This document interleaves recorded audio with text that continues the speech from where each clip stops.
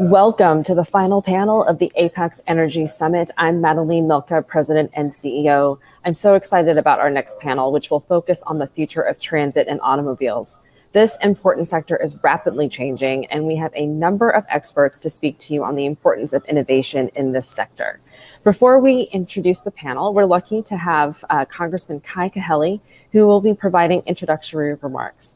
Congressman Kahele represents Hawaii's 2nd Congressional District and is a member of the House Committee on Transportation and Infrastructure. Please give a warm welcome to Congressman Kahele.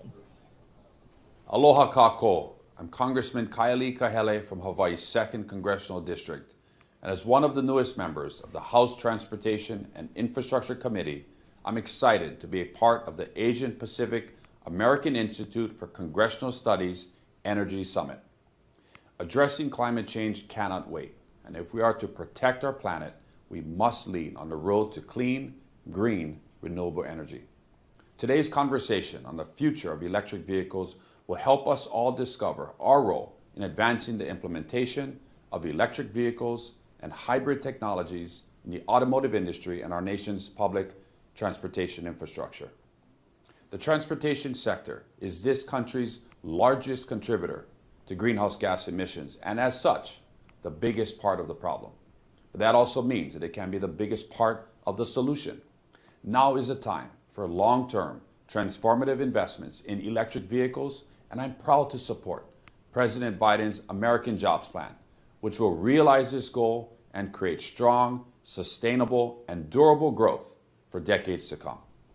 The American Jobs Plan will accelerate our domestic EV industry by driving demand for advanced cars and trucks, reinvigorating our automotive sector and battery manufacturing, deploying a national network of chargers, and advancing our innovation capacity for the next generation of technology.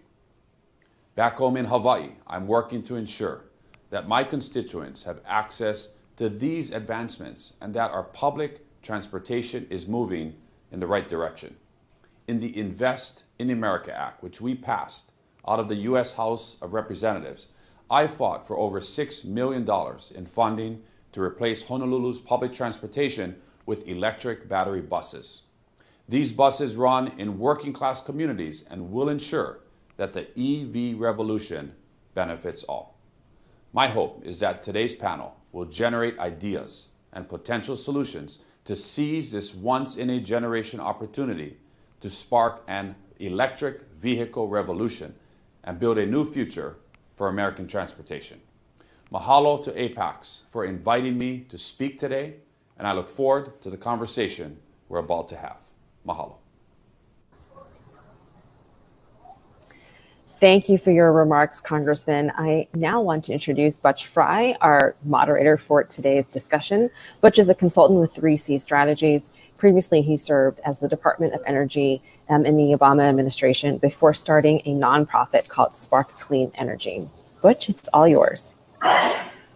Thank you, Madeline, and thank you to the Congressman as well, who really framed up this exciting topic. We're excited to have a broad group of experts each coming to this issue from a different perspective and offering up a different way of looking at transit and electric vehicles. I would like to introduce our panel. First off, we have Angela Masto with NRDC. She's the National Outreach Director. And in this role, she engages a wide range of constituencies and developed partnerships to help mobilize the nearly 3 million members working to secure the rights of all people to clean air, clean water, and healthy communities. She brings to this role nearly 2 decades of service and progressive leadership roles in the federal government, congressional offices, and the private sector. We also have with us Giles Giovinazzi, the Senior Advisor to the California State Transportation Agency. Giles serves as Senior Advisor, bringing over 20 years of transportation policy, legislative, and regulatory experience to this role.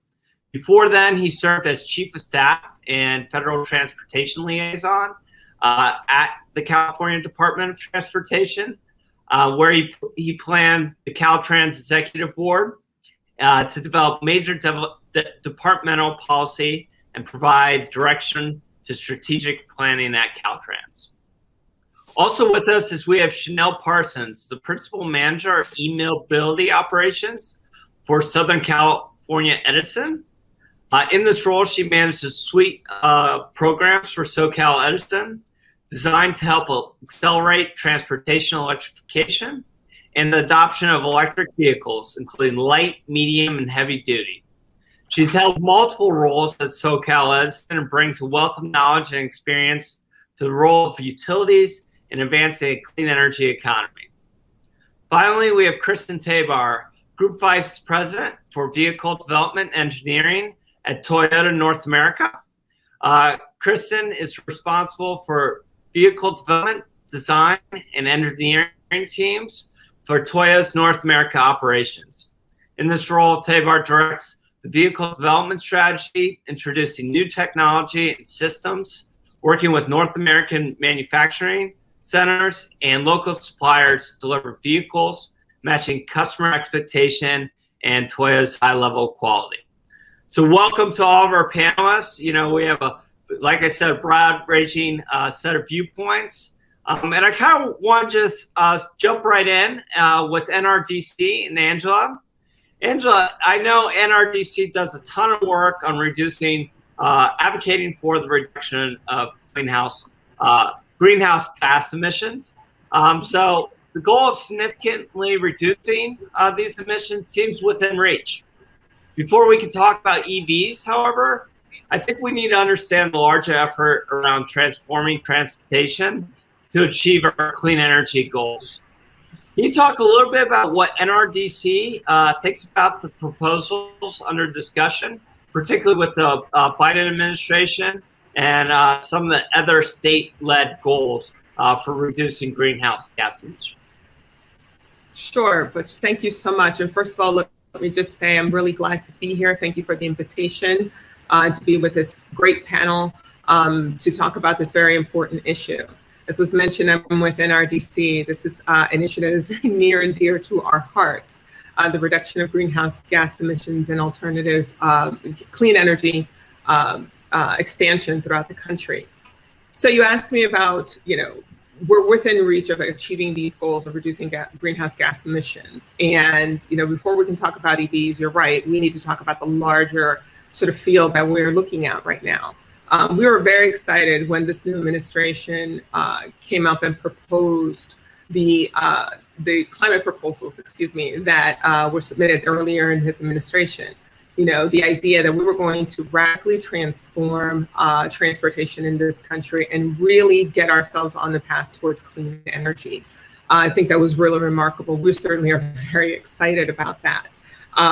So, we're talking about the American Jobs Plan specifically because so many of the proposals live there, right? And that's going to be the way we jumpstart this entire process. And it's going to be great. We're going to have investments in infrastructure. We're going to have investments in rail and public transit and bicycle and pedestrian infrastructure. So it's all right, a sort of a universe of things, of options, a menu of options here that are going to help us get to this goal. And, we cannot kid ourselves. I think it's the, well known that we need to improve our infrastructure. We are really just, pushing the envelope here. More and more, it's getting damaged and affected by the extreme weather, by climate action. So we need to be really thinking about how we are going to transform our transportation.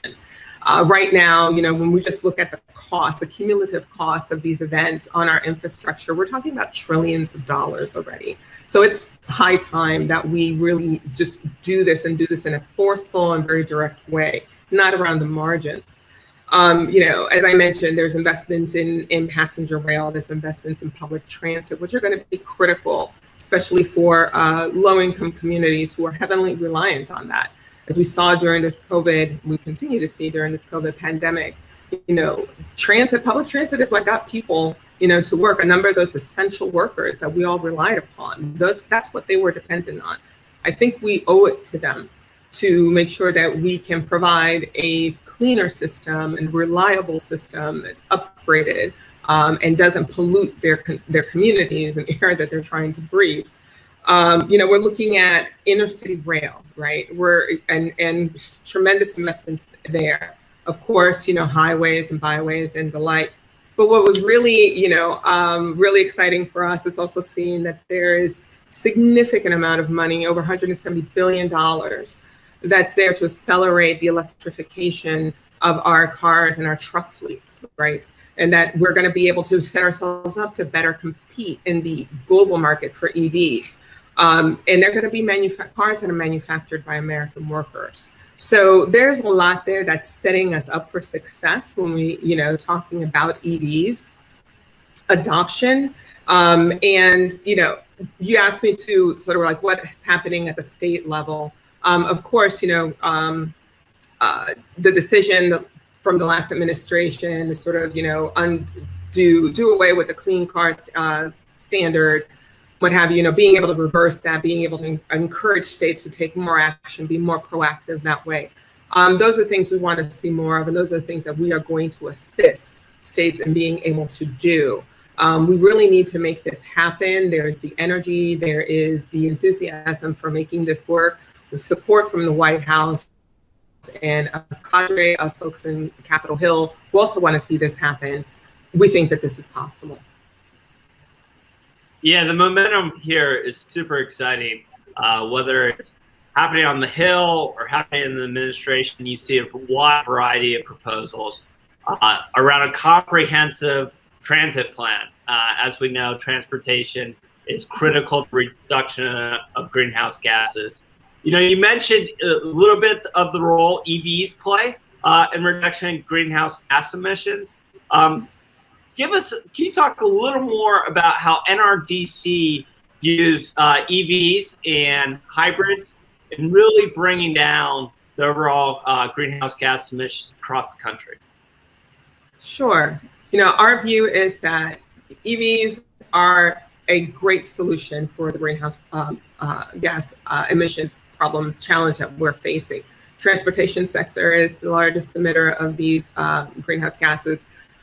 We know that they're contributing to the pollution of low-income communities. This is a very solid solution to that problem. And that's just, cars that you and I drive at, personal vehicles, but also looking at truck fleets, looking at school buses, the gamut, looking at public transit, all of that. We know that these are vehicles that get better with time. We know that these are vehicles, because they're powered by renewable sources, right? We know that the technology is there for the batteries to be able to run, and provide more power than your regular gasoline, combustion vehicle. So, we feel that this is very much a proposal that we want to see go forward. And coupled with that, of course, you can't just put EVs out there. You have to put a whole lot of infrastructure around it to be able to support it. So we're certainly on board with making sure that the charging stations, that we have a really good, solid plan to develop the charging stations, a national network for this. And we're making, ensuring that it isn't just going to be in certain neighborhoods, but that these are equitably distributed across the country. We want to make it accessible to all. So we want to support that. There's a whole lot that goes around it, and we are there to support every aspect of it to make this a reality. Yeah, it's super exciting. And, that's why we have a variety of panelists from a bunch of different parts of the sector to talk about this, to really develop it from the ground up, right? And talk about the various aspects that are needed to really make EVs happen. Also to make a broader comprehensive transit plan happen. Can you dig in a little more on how you are coordinating with state and federal agencies to promote clean transportation? I know we have California on the panel today, and we're going to talk a little bit more specifically about what California is doing, but can you dig into some of the current policy gaps and barriers, particularly on the federal and the state level, to achieving widespread use of EVs? Sure, I will certainly try to touch upon that. And I definitely agree with you. We will leave the state of California to the experts from California to talk about the great things that are happening there. On the federal level, we're certainly advocating for the administration, the things that they can do on the regulatory side, certainly want to push them to that. Again, making sure that we have emission standards that need to be strengthened for passenger cars and freight trucks. We have sent letters to the White House regarding this. And not just us, right? It's a coalition of organizations, not just green organizations, but a cross-section, labor as well,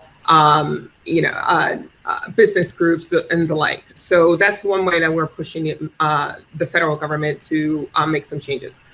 Obviously, we're going to be pushing on Congress as well. We have a number of priorities that we want to see happen through the American Jobs Plan.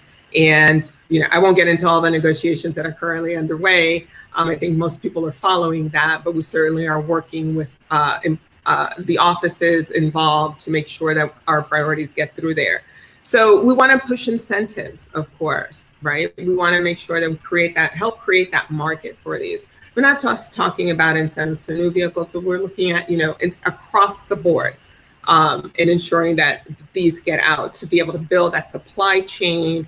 Again, ensuring that we have good paying jobs attached to that.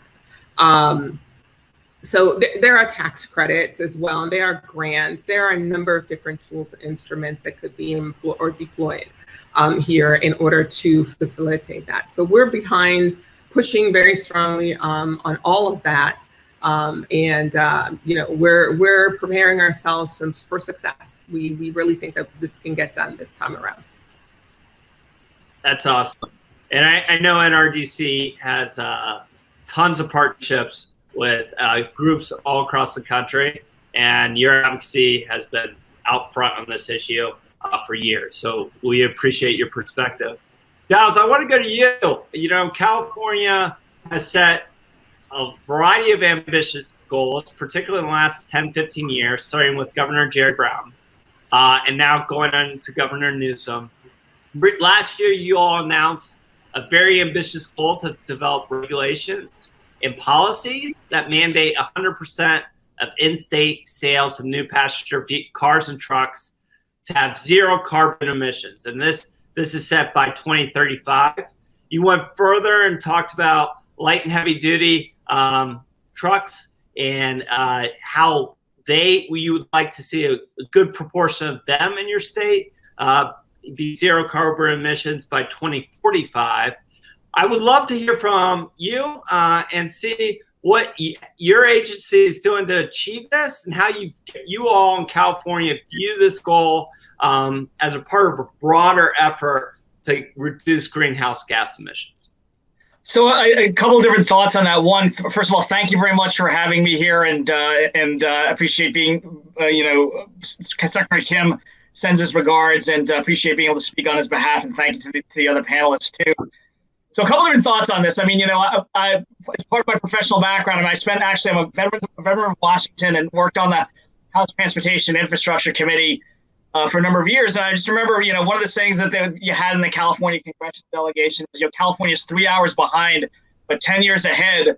And I think there's really a tremendous amount of excitement in the state because we're really seeing a tremendous opportunity to kind of drive the policy. We've long been a champion of sustainable transportation and lowering greenhouse gas emissions in the transportation sector. A couple of factoids to throw out there. I mean, something like 34 different zero emission vehicle manufacturers and people that manufacture related equipment in the state of California, and it's our biggest export. And so in California, we have a total state government-wide, approach to trying to really develop the market for zero-emission vehicles. And you mentioned Executive Order N7920, all new vehicles, by 2035, passenger vehicles, zero-emission drayage trucks as well by that date, and then also light and heavy duty vehicles by 2045, and hopefully that creates a certain amount of market pressure to really move this, to move the needle on zero emission vehicle deployment, not just obviously in California, but nationally. But then also, I think so. In the lead agency that will be implementing that regulation is going to be the California Air Resources Board. They'll be obviously having to coordinate with private sector and vehicle manufacturers and others as they develop the non-governmental entities as they put together this very ambitious regulation. But another part of that executive order was to task the Governor Newsom's office on business and economic development with developing something called the ZEV market development strategy. And so there's work going on in over 29, something like over almost 30 different agencies in California, whether it be the California Department of Transportation, our agency, the California State Transportation Agency, CARB, the Air Resources Board, the California Infrastructure Bank, that have programs that are advancing or trying to advance the deployment of zero emission vehicles. And I think that the idea behind this ZEV market development strategy is to kind of create almost a one-stop shop, and the target audience is really external stakeholders. What exactly is going on where, who's doing what in California, in these various agencies? What are the programs that are out there if you want to plug into them? What are the opportunities with, say, financing through the iBank or other what's going on with the CARB regulation? What are the implementation dates and so forth? So we have the ZEV market development plan, and hopefully that's a tool whereby people can kind of develop situational awareness to kind of our total government approach to this. It's updated every 3 years, and all the agencies that participate in this kind of come up with implementation and action plans that they update and seek feedback on. So that, I think, it'll help people understand kind of the scale of our state's effort to try and to move the needle forward on the deployment of zero emission vehicles. Yeah, that's awesome. And I know Governor Newsom, California, has proposed a budget that really tries to tackle these issues. Can you talk a little bit about some of the programs that are tucked into that budget? You mentioned a whole government approach. What are some of the key innovative programs that have been allocated to both California Transportation Agency, but also to other? How are you working with your fellow departments to really make sure this is tackled with that whole government approach? So a couple different things. One, you mentioned before kind of the idea of a comprehensive strategy to lowering greenhouse emissions, and I would just say, I think we're very cognizant of the idea. Yeah, zero emissions. We're very, we're interested in promoting the development of zero emission vehicles, but I think we are also realistic about this is not the silver bullet. It's not going to be the one thing that's going to solve greenhouse gas emissions. And we have an aggressive transportation climate agenda in a lot of different areas. A lot of it has to do with reducing VMT and investing in trying to shift modes of transportation to rail. We just had to your point, we just had what they call the May revise of the state's budget. I think we had an additional $1 billion in there for rail investment, another $500 million of additional funding in the governor's May revise budget that just passed for active transportation. So, we're looking across the board at ways that we can reduce VMT and encourage investment in other modes of transportation. I'll just throw one data point out there. There was some CARB analysis that was done saying, even with all new cars being sold by 2035, which is the current, the regulations that's going to come out in the executive order, CARB estimates that 30% of the passenger vehicles will still be gas powered in 2045, and that's the state's target date to achieve carbon neutrality to help prevent the worst impacts of climate change.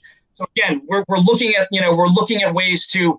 There was another executive order, N1919, that talked about trying to align discretionary funding programs within California for transportation to do mode shift and try and encourage other types of investment. We just had a report, Climate Action Plan for Transportation Infrastructure, that was out earlier this month. That talks about kind of how we're going to refocus investment to try and encourage mode shift. But in terms of the other programs within the budget, we did have a few things specifically targeted towards zero emission. I think it's $2 billion for heavy duty zero emission trucks, including trying to procure 1,000 new drayage trucks. We have as incentive programs something called Clean Cars for All, which provides incentives for lower income communities living near disadvantaged, lower income and disadvantaged communities. I think we included something like $400 million in the May revise for that.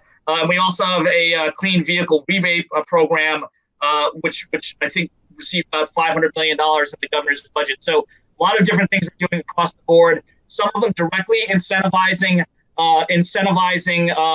zero emission vehicles and the deployment of zero emission vehicles, trying to get at equity issues, but also encouraging lowering GHG emissions through other types of transportation investment.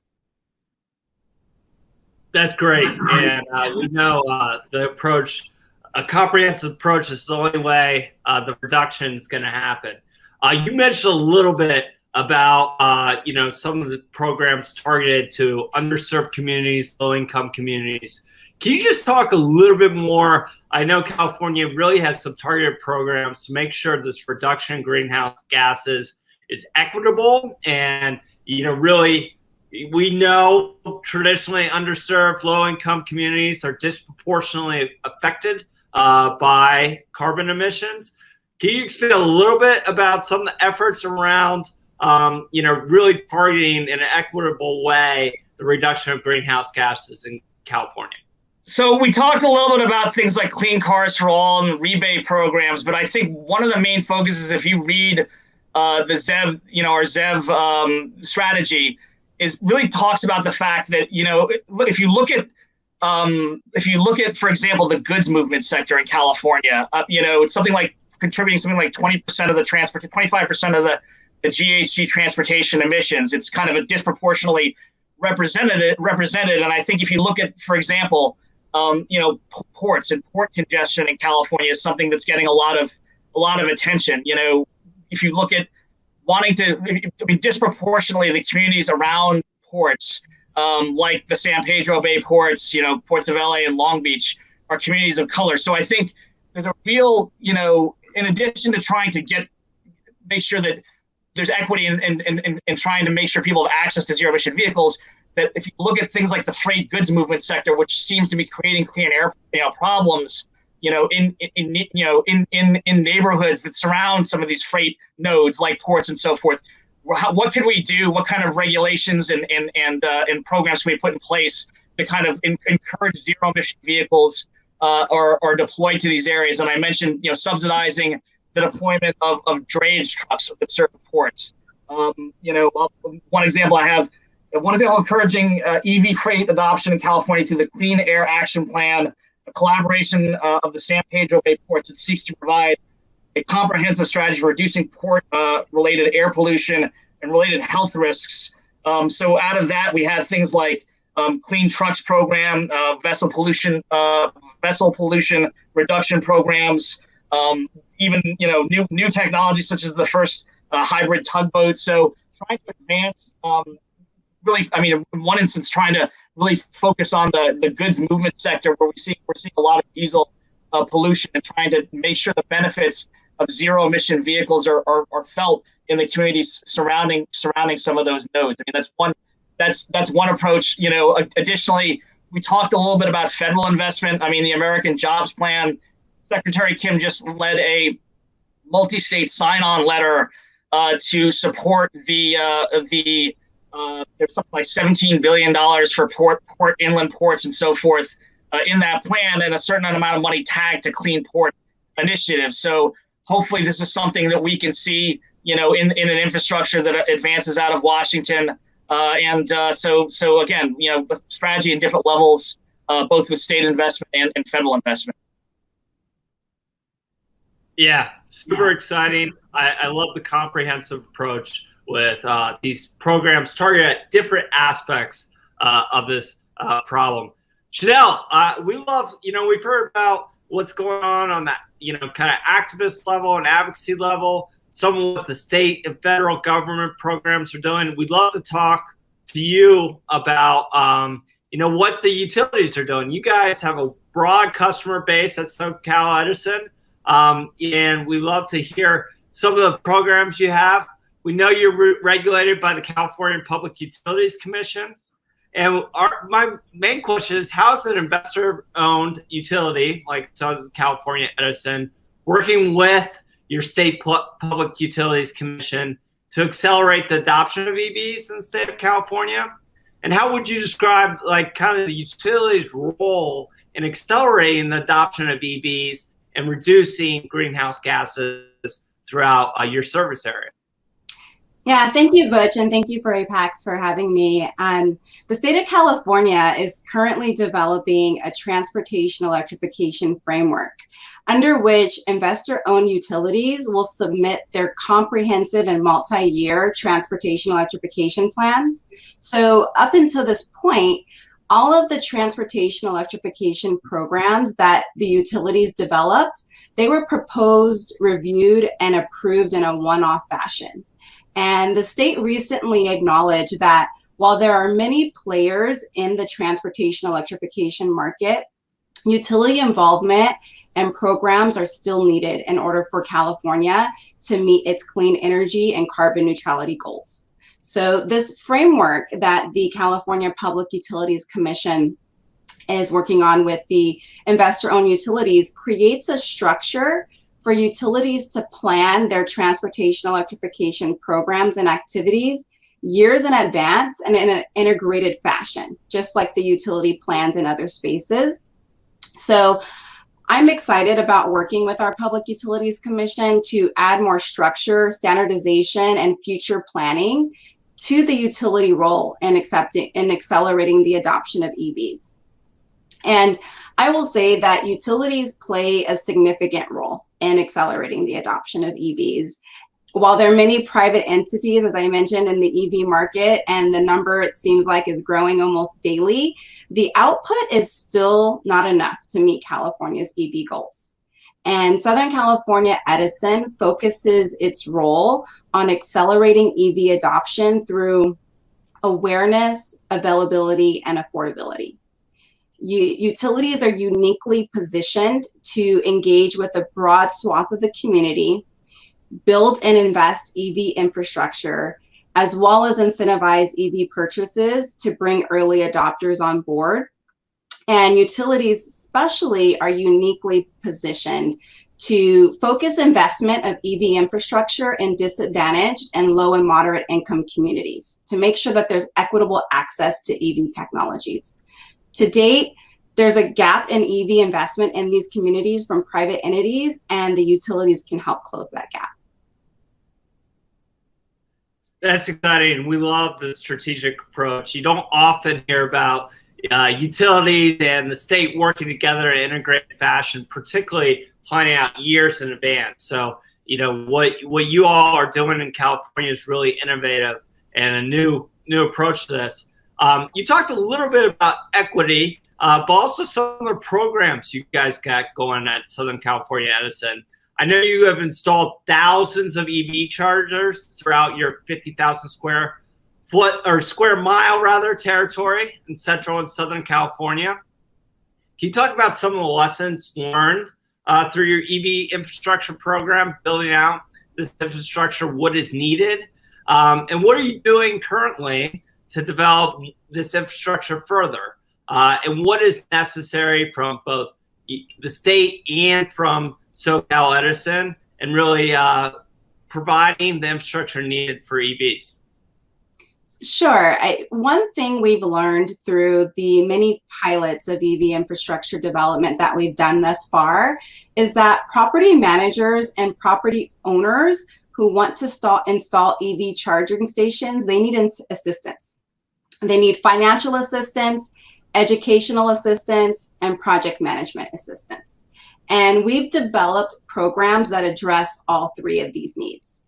So we have EV infrastructure programs that pay for both the utility side and the customer side infrastructure needed to connect charging stations. We offer rebates on the purchase of EV charging stations. We have special time of use rates to make EV charging more affordable. We have a transportation electrification advisory services to educate property owners and property managers on electrifying their fleets or installing EV charging stations. And as part of our programs, we manage all the vendors, permit requirements, and everything related to constructing the EV charging sites. I will say another thing that we've learned is that as a utility, like I mentioned, we're uniquely positioned to engage and focus on making electric vehicle technology available and affordable for disadvantaged and low-income communities, because this is a segment that can easily fall behind without intentional focus. And we need everybody on board in this EV revolution. As far as what we're doing now, we have just launched a Charge Ready program for light-duty vehicles in which we plan to install 38,000 EV charging stations in Southern California, with a focus on multifamily properties, so condos and apartments, as well as a focus on disadvantaged communities. And I am happy to say this is the largest EV infrastructure program of any investor-owned utility in the nation. We also have a program for medium and heavy duty vehicles. So our Charge Ready Transport program will electrify over 8,000 delivery vans, buses, and trucks and the like. And we also have a couple of targeted programs. We have Charge Ready Schools, which is installing EV charging stations in K through 12 schools, as well as Charge Ready Parks, which is a program to install EV charging stations in state parks and beaches. And in addition to our focus on equity, we have equity targets in each of our programs. We are also pleased that our infrastructure programs are expected to create a number of high quality jobs for engineers, electricians, and construction workers. That's really exciting. I mean, EV infrastructure is so important, particularly getting it comprehensively throughout your service region, not just in certain spots. So that's incredibly exciting. These programs, I'm sure, are making an impact. One of the things we know, and I heard you mention, the financial assistance and rebates programs that SoCal Edison offers.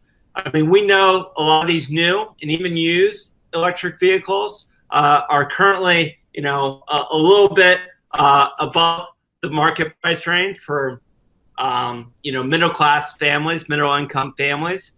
Can you tell us a little bit more about these programs and their impact, how many people you're reaching, and what you guys are thinking about going forward to really lower the costs and make this technology, these vehicles, accessible to everybody?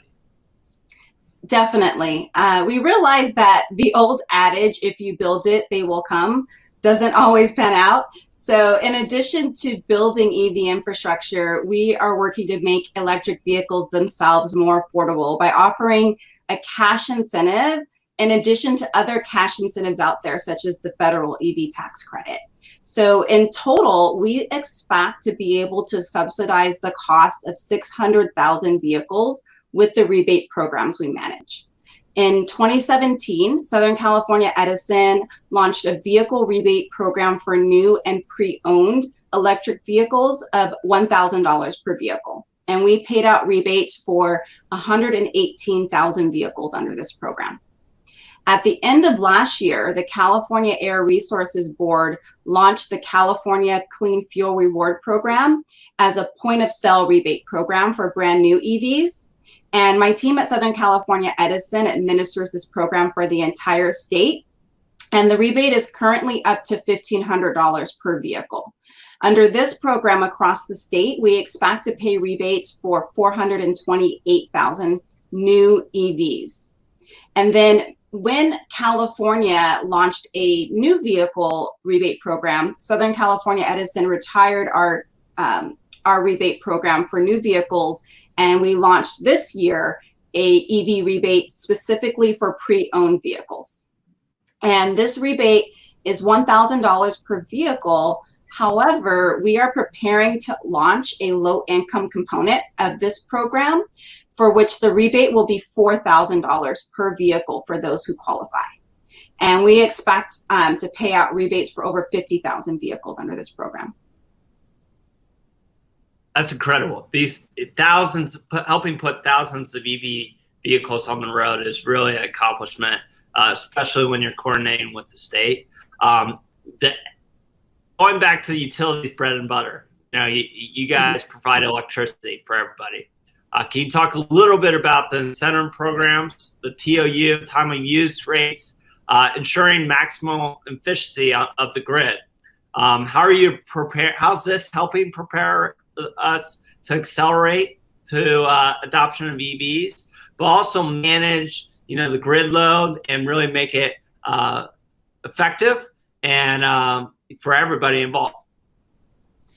Yeah, so at Southern California Edison, we are encouraging customers to charge their vehicles during the day in non-peak hours because it optimizes the use of one of our greatest carbon-free resources, which is solar generation. And, the rates, the time of use rates that we have essentially are price signals that help change customer behavior so that they use energy at the times of day when it's the cleanest and lowest cost. SCE also uses technology that sends signals to cars and charging stations to delay charging when energy is cheaper, essentially when there's greater supply or less demand on the system. And participants in our charging infrastructure programs have agreed to take part in a demand response program that signals customers and gives them options to charge at a different time or charge at a different rate. In 2019, Southern California Edison released a white paper called The Pathway to 2045. And it's really a white paper on how to achieve carbon neutrality for the state of California by the year of 2045. Transportation electrification is one of the main pillars of the white paper, and it really indicates that 3/4 of all light-duty vehicles, 2/3 of all medium-duty vehicles, and 1/3 of all heavy-duty vehicles need to be electrified to reach carbon neutrality. And as we've mentioned, Governor Newsom issued the executive order that by 2035, all new light-duty vehicles sold in California will be zero-emission vehicles. So knowing this, one may wonder how prepared the grid is to charge all of these electric vehicles. And our analysis for California shows that demand on the grid over the last decade has remained relatively flat. So it's increased less than 2%, while population has increased nearly 7%. And this is primarily due to the growth of solar and energy efficiency. So as we look forward with solar requirements on new housing and a state mandate to double energy efficiency, we expect that the trend of flat demand to continue. And our state's grid and our energy supply will keep up with the additional demand for electricity by electric vehicles through at least 2030. And so that gives us ample time for our normal planning processes to plan for the additional demands from electric transportation beyond that time. Awesome. Thank you so much for that perspective. Kristen, we've talked to the states, we've talked to national advocacy groups, and we talked to utilities. Ultimately, it's the car companies that have to get a product to market and really make this happen. Toyota has been out in front of this wave of lowering carbon emissions for a long time with your hybrids. Can you really talk about Toyota's approach towards transitioning towards zero emissions vehicles, and what options are you providing your customer base to really make this happen? Well, thanks. That's a great question, and I really appreciate the opportunity, as the others have mentioned, to come today and talk a little bit about it from Toyota's perspective. So thank you very much for inviting me. I think you hit the nail on the head. Toyota's got a long history with hybrids. We've had that segment of the market and the biggest share in that segment for quite a while. But we really look at this demand in a variety of a way. We think that the consumer is looking for alternatives. There's a lot of different use cases and a lot of different customer expectations. And so, we're trying to really be responsive to that and think about all the different ways to get to that same target.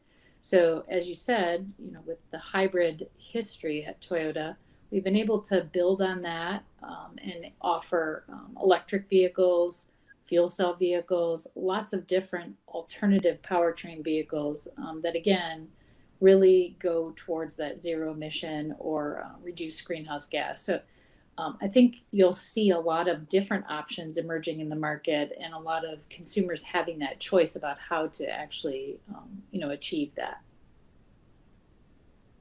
That's great. And I know Toyota announced earlier this year a plan to electrify a large portion of its model range with the aim of 40% of its U.S. lineup composed of battery electric vehicles, hydrogen electric vehicles, hybrids, plug-in hybrids. A lot to your point, by 2025.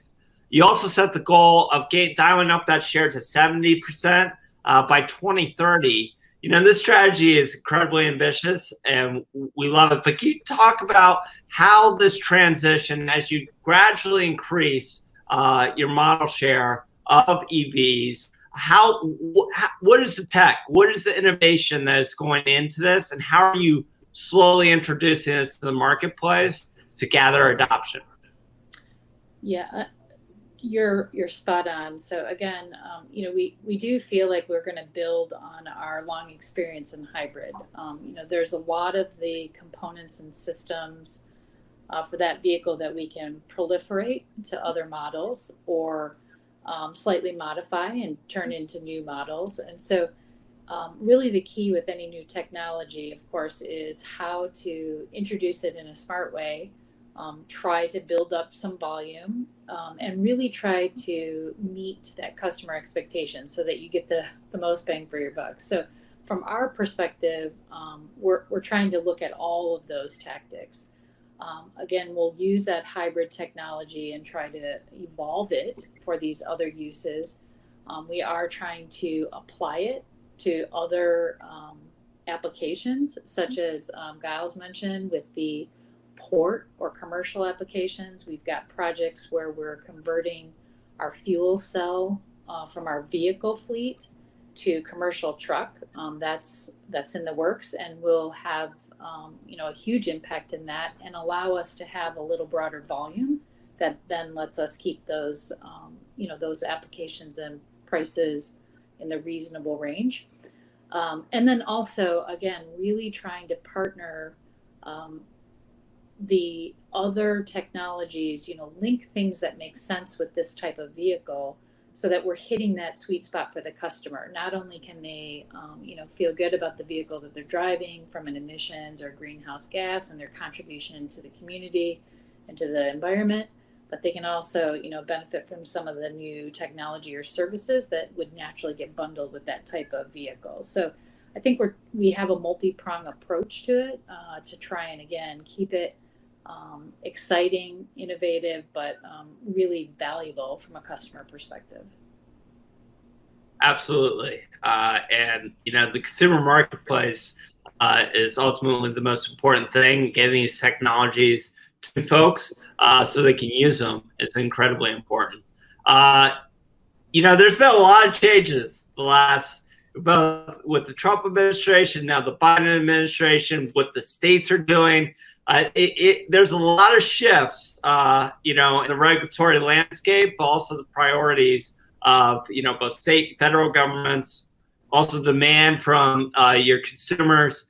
Can you talk about some of the challenges and barriers we have to EV adoption, particularly in the regulatory landscape, but also some of the challenges in the marketplace? Sure. I think, of course, as we think about, we always have to be mindful of the regulatory space. And certainly we feel like the administration and the direction is aligned, with our internal philosophy and strategy as far as how to really reduce the impact to the environment and how to, again, offer, some alternative ways to do that. So I feel like at a high level, we're all headed in the same direction. We have the same objectives. We're trying to, again, really have the least amount of impact on the environment and the communities that we serve and the customers in those communities. But certainly it is it can be complicated when we maybe don't have common requirements, or if there's, opportunities to make, I'll say, a more standard. That certainly does help us. Kind of going back to my comments as far as, proliferation and trying to really maximize our opportunity for volume.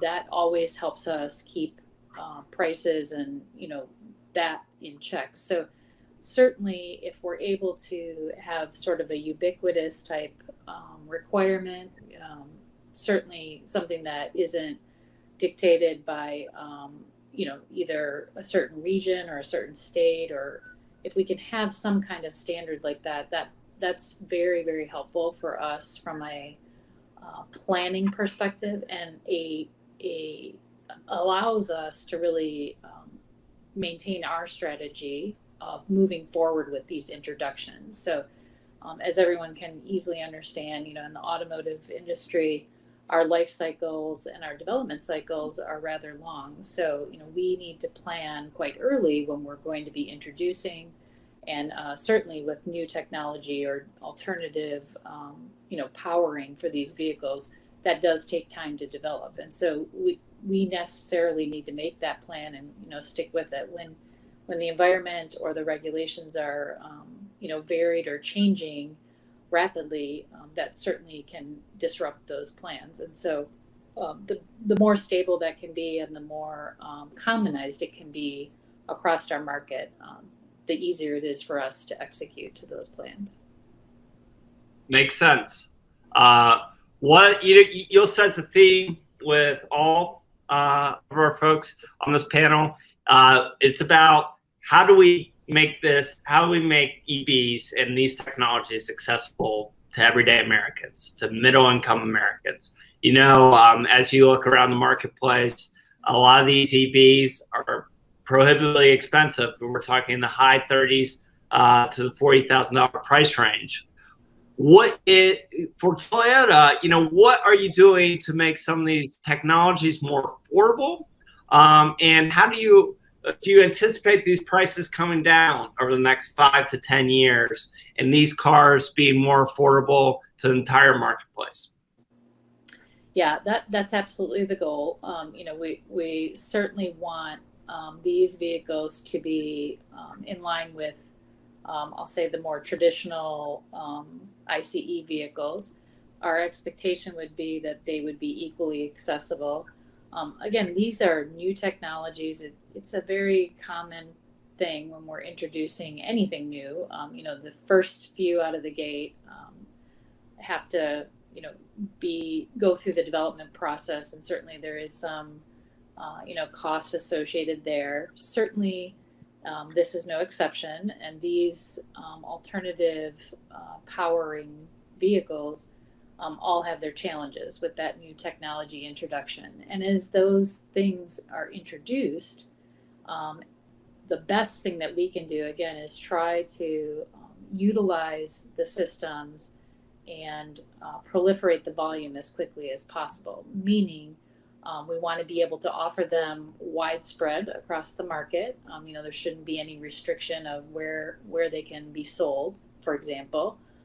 We also want to try and use the foundational systems, such as like the fuel cell, as I mentioned, applying it in other applications. Can it be used in a different industry or a different type of vehicle, like the commercial industry, or in fleet, or in a different application altogether? Can it be used as a generator? Can it be used at, so how can we proliferate the systems, again, to build up that volume and try to disperse, the development cost that goes into introducing the new technology. So I think you'll see as the volumes pick up a little bit, that those prices will stabilize and, become very accessible to, to the customers.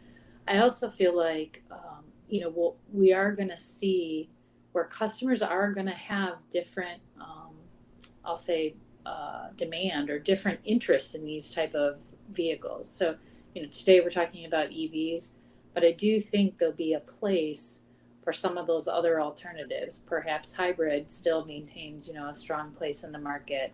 I think the fuel cell is another alternative that, of course, has some challenges, as far as filling and fueling stations. I'll say fueling stations. But again, I think all of these are still at the early stage, and we'll see how the customers want to use these vehicles and the different ways they interact with the vehicles. And we just want to be prepared for any of those demands. And so that's really our strategy, to have this sort of wide opportunity or wide offering for the customers. Yeah, it's an exciting time. A lot of changes in this marketplace that has been, static for my lifetime are coming to fruition. So each of you all play a role in making this marketplace come about, making this transition to a zero emissions economy come about. So we appreciate all your perspectives, in how the changes that are occurring in the marketplace and how we're going to make this happen moving forward. Madeline, we had a great panel here. We want to kick it back to you. I know we have some special remarks from the White House, but we'd love to hear from you. Thank you, Butch, and thank you to all of our speakers for such a dynamic discussion. We're excited to see how this shifting landscape in the automobile industry and transit conversation evolves in the years to come. So thank you to all of our panelists for being a part of this timely discussion. Before we close, let's welcome Ali Zaidi, Deputy White House National Climate Advisor, to provide closing remarks on behalf of the Biden administration. As a key advisor to President Biden, Mr. Zaidi tackles issues around energy and the environment on a regular basis, including the development of clean energy technology. He has served in many positions over the last decade, including roles at the White House Domestic Policy Council, Department of Energy, and the U.S. Office of Management and Budget in the Obama administration. Mr. Zaidi also worked as a scholar at Stanford University, as Deputy Secretary for Energy and Environment in New York State, and as a senior advisor at Morrison & Foerster. Please give him a warm welcome. Hey, everybody. It is great to be with you and to have an opportunity to thank you for your incredible leadership on the issues of clean energy, on advancing the solutions to attack the climate crisis that's right in front of us, that is impacting our communities all around the country in the face of these wildfires and heat waves and incredible drought. The hurricanes that threaten our southeastern states. It is so important. It is so incredibly urgent that we take the steps that are necessary to both bolster resilience and adaptation, but to get at the root cause of these changes that we are seeing, the greenhouse gas emissions that we continue to put into our atmosphere that trap heat, and that are leading to this global change that is creating really, truly a crisis for our communities. What's remarkable is that despite the fact that the situation is so challenging, embedded in that challenge is incredible opportunity. And that's what the president's Build Back Better agenda is all about. It's about seizing that opportunity, going sector by sector, looking at something like the building sector and seeing in that sector the jobs, the good paying jobs that come with retrofitting and upgrading, shifting to electrification. Looking at our power sector as an opportunity to build transmission lines, to harness the low cost, clean energy that we can develop in our rural communities and bring it into our urban load centers. To look at transportation as an opportunity to reinvigorate our American auto sector and the incredible workers who have made it strong over the decades, to invest in them and their ability to build these electric vehicles that will help reduce our emissions and help us reestablish ourselves as leaders in this sector all around the world.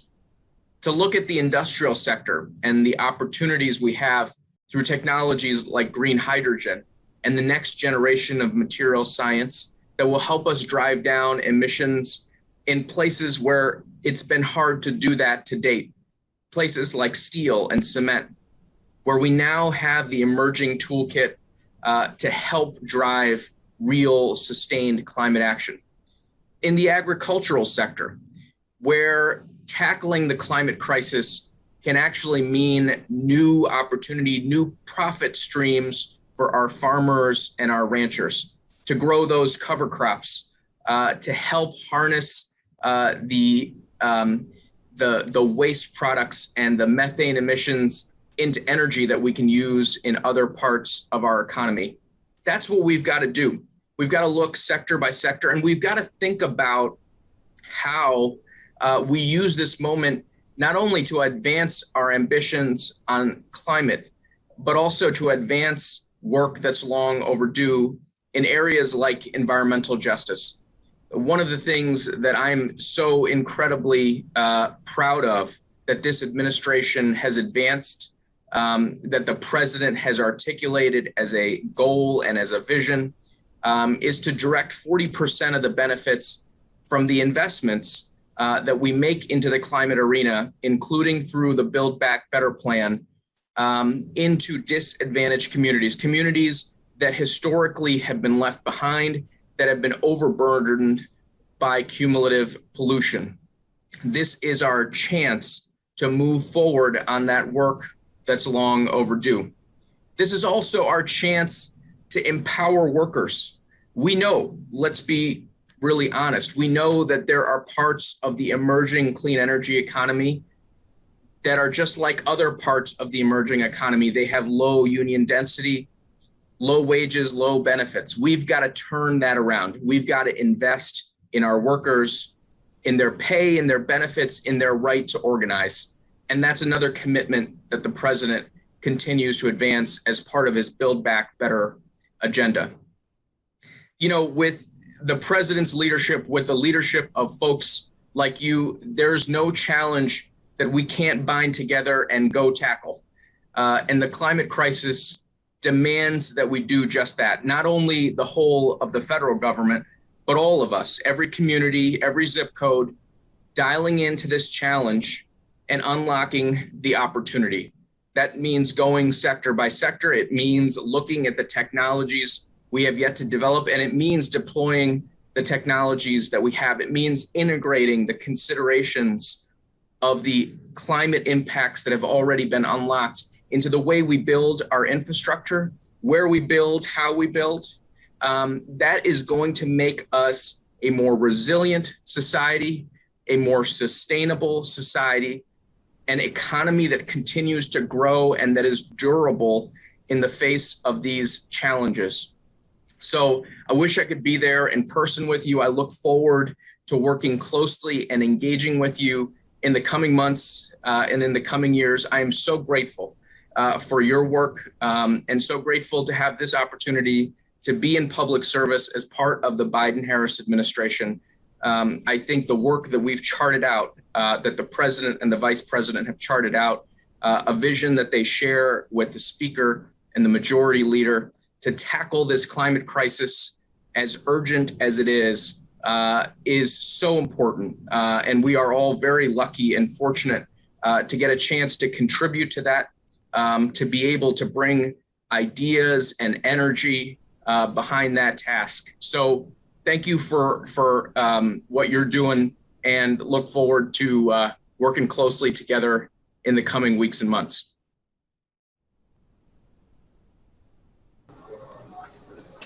Thank you for your remarks, Mr. Zaidi. We appreciate the Biden administration's perspective in this important discussion. And much thanks to all of you for tuning into our inaugural Energy Summit.